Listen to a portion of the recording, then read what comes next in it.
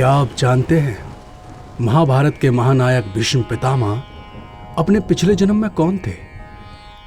वो कोई साधारण मनुष्य नहीं थे, वो थे एक देवता। और उन्हें धरती पर इतना कष्ट क्यों सहना पड़ा, यही है आज की कहानी। बहुत प्राचीन समय की बात है। स्वर्ग में 8 देव रहते थे जिन्हें अष्टवसु कहा जाता था। उनमें से एक का नाम था ध्यो।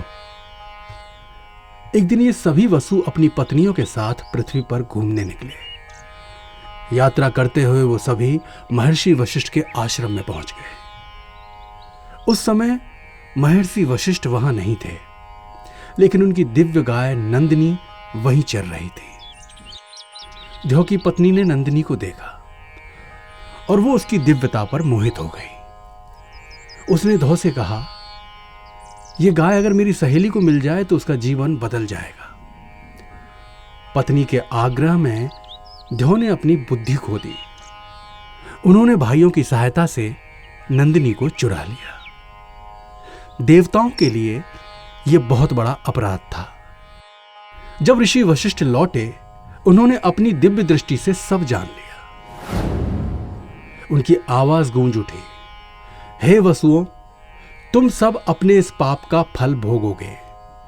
तुम्हें मनुष्य बनकर पृथ्वी पर जन्म लेना होगा। घबराए हुए वसुओं ने क्षमा मांगी। ऋषि का क्रोध शांत हुआ, लेकिन न्याय उन्होंने फिर भी किया।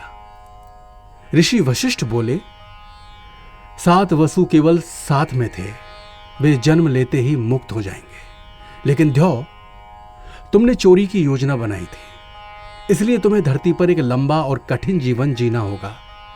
तुम्हें ना स्त्री सुख मिलेगा, न संतान सुख। तुम अकेले रहोगे, कर्तव्य में बंधे हुए। यही ध्यो आगे चलकर भीष्म बने। इस श्राप को पूरा करने के लिए देवगंगा पृथ्वी पर आई।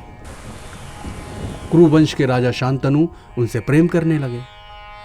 गंगा ने विवाह के लिए एक शर्त रखी कि मैं जो करूं उस पर कभी सवाल मत करना। राजा ने वचन दिया।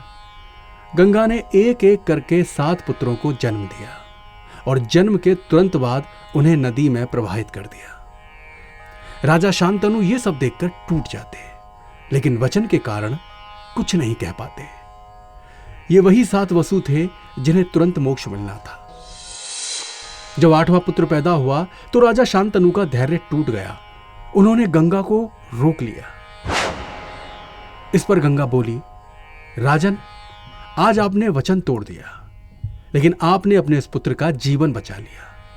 यह वही ध्यो है जिसे लंबा और कठिन जीवन जीना है। गंगा उस बालक को अपने साथ लेकर चली गई। वर्षों बाद गंगा एक युवा योद्धा को लेकर राजा शांतनु के पास आई। ये थे देवव्रत, परशुराम जी और महर्षि वशिष्ठ जैसे गुरुओं के शिष्य। जब पिता की खुशी दांव पर आई, देवव्रत ने आजीवन ब्रह्मचर्य की भयंकर प्रतिज्ञा कर ली। देवताओं की आवाज गूंजी, यह प्रतिज्ञा अत्यंत भीषण है, और यही देवव्रत बन गए भीष्म पितामह। तो दोस्तों, एक देवता गाय की चोरी जैसे छोटे पाप के कारण धरती पर भीष्म बनकर जन्म लेता है और अपना पूरा जीवन त्याग और कर्तव्य में लगा देता है। तो ये कहानी हमें सिखाती है, कर्म का फल देवताओं को भी नहीं छोड़ता। अच्छे कर्म साथ जाते हैं और बुरे कर्म जीवन को कांटों से भर देते हैं। तो दोस्तों, ये कहानी अगर आपको पसंद आई है तो चैनल को सब्सक्राइब कीजिए, कहानी को शेयर कीजिए और लाइक कीजिए। आपसे फिर मुलाकात होगी अगली कहानी के साथ इसी चैनल पर। तब तक के लिए शुक्रिया।